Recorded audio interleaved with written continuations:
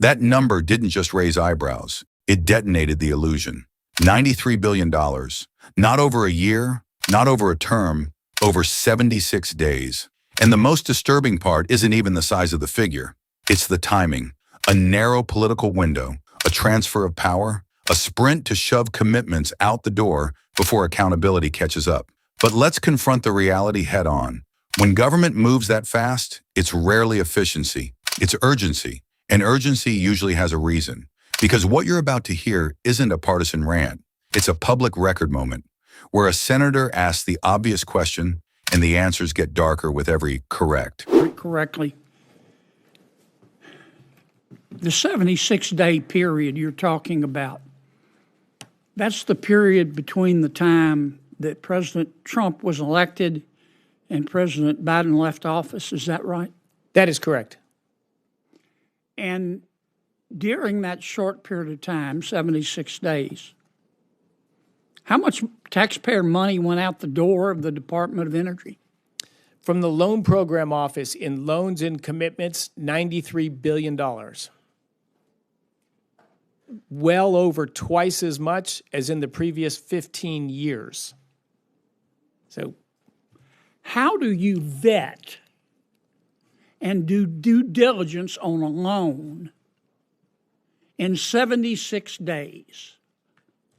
One loan, much less $93 billion. How do you do it? I think it's probably pretty clear it wasn't done in many cases. As I mentioned, I'm told I'm holding back clearly in place stuff.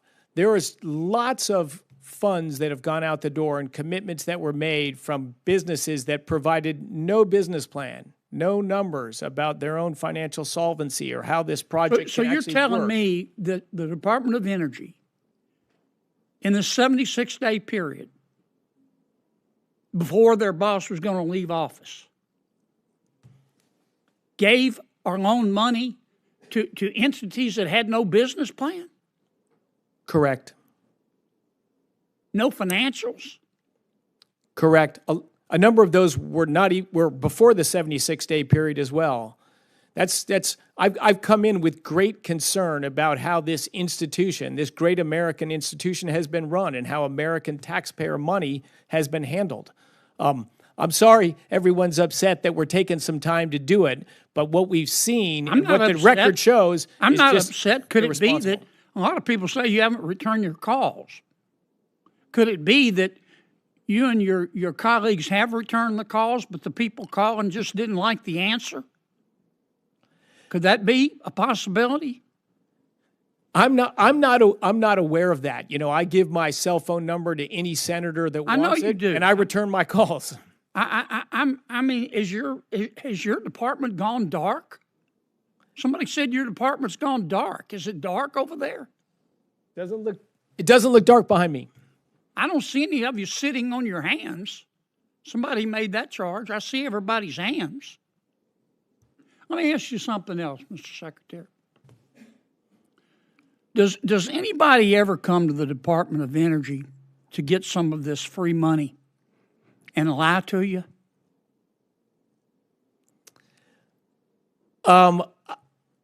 I have not experienced that, but I think it's a reasonable assumption that that has happened. Does anybody ever come to you? Or is it conceivable that some of these folks that heard about this free money came to you with a half-baked idea? I think it's very conceivable. In fact, I've seen such plans that were half-baked would be charitable. That didn't have a business plan, right? Correct. A promise to develop one, to find a location. Just give me the money and I'll develop the plan later. Correct.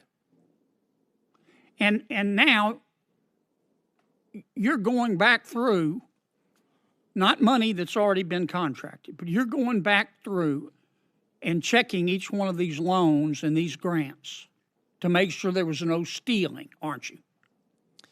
We are. And you make sure there was no incompetence, aren't you? Is that correct? We're looking at that, and yeah, my blood pressure is rising right now just thinking about what we have seen and what did happen at the department. And you're going to tell some of these boondoggles no, aren't you? That's correct. And they're going to be upset, aren't they? That's correct. And they ought to be upset, shouldn't they? I don't think they should be upset. I think they should be ashamed.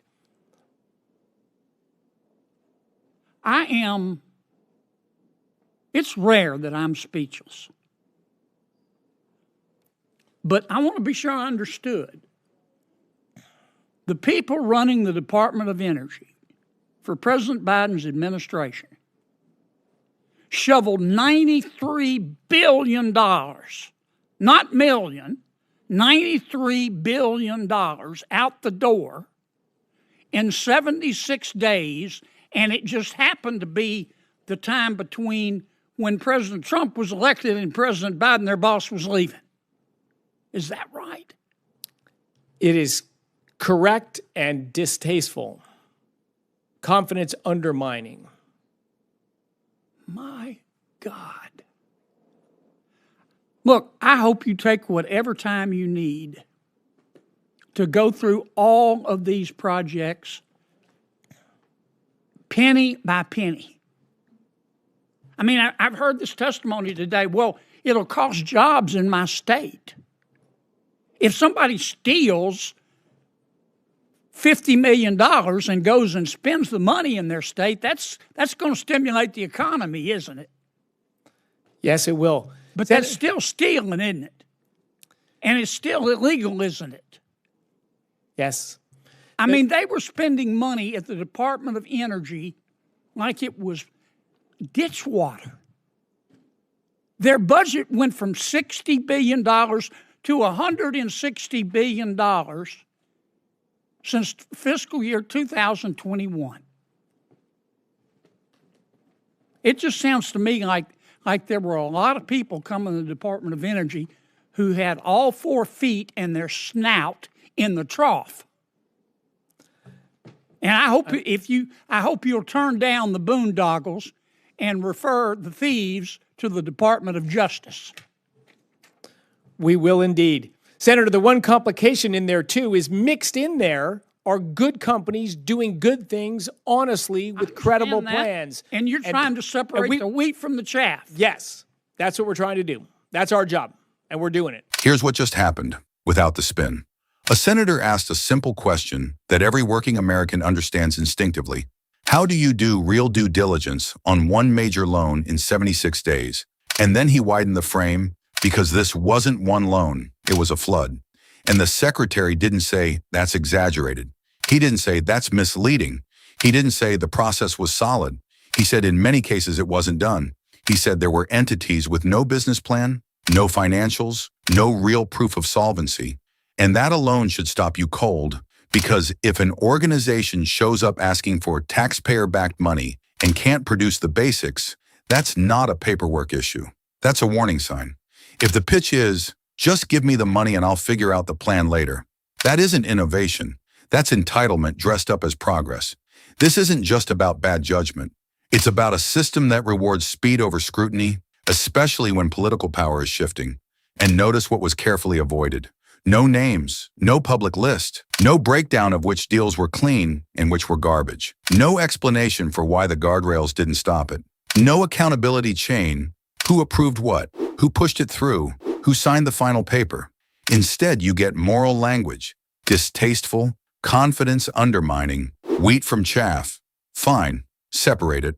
But the fact that you even have to separate it at this scale tells you the pipeline was wide open and that the public was never meant to see how loose the standards could get when the clock was ticking.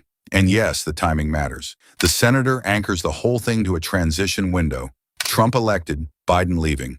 And the implication is obvious.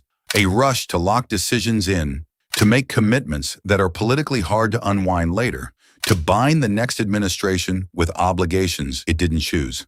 This isn't just policy, it's power. And even if some of these projects are legitimate and the secretary admits there are good companies mixed in, that's exactly why the jobs defense can't be allowed to shut down the conversation. Jobs can be real and still be used as cover. Jobs can be promised by anyone when the money's easy. So the question isn't, did somebody somewhere do something worthwhile? The question is, was the taxpayer protected? Was the standard consistent? Was the diligence real? Or was it a box-checking sprint because the calendar demanded speed? And this is where Republicans, and honestly every American who cares about basic competence, have to stay locked in. Because if we normalize this, if we accept that tens of billions can move with missing fundamentals, then we're telling Washington, do it again, just do it faster next time. No, this isn't just spending. It's a test of whether the government belongs to the citizen or to the insiders who know how to work the system. So here's what has to happen next. Publish the categories, explain the criteria, show what was approved, what was paused, what was denied, and why. And when there's evidence of fraud, send it where it belongs. Law enforcement. Without fear, without favor, without political protection, because accountability isn't revenge. Accountability is the minimum price of public trust. If you want more breakdowns like this, focused on oversight, transparency, and real consequences, subscribe and share. And in the comments, answer this. What was the biggest thing not said in that exchange? Because what they avoided might be exactly where the real story is hiding.